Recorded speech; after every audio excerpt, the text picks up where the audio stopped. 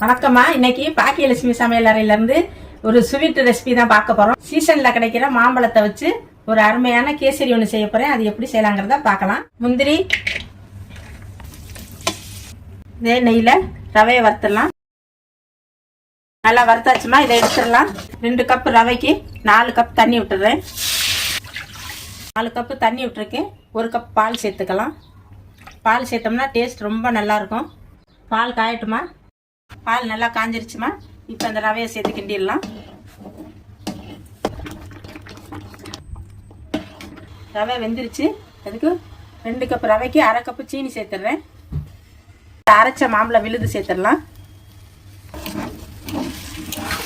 இது வெட்டி வச்சிருக்க 2 கப் மாம்பழம். குங்குமப்பூ இருந்தால் சேர்த்துக்கலாம்.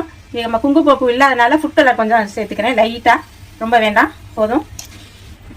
அந்த ரிச்னஸ்க்காக கொஞ்சம் கண்டென்ஸ் மில்க் ஊற்றிடுறேன்.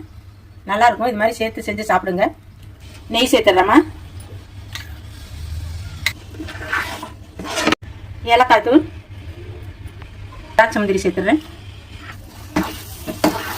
கேசரி ரெடி ஆயிடுச்சுமா. இப்போ சர்விங் பவுலில் வச்சு பார்த்துடலாம்.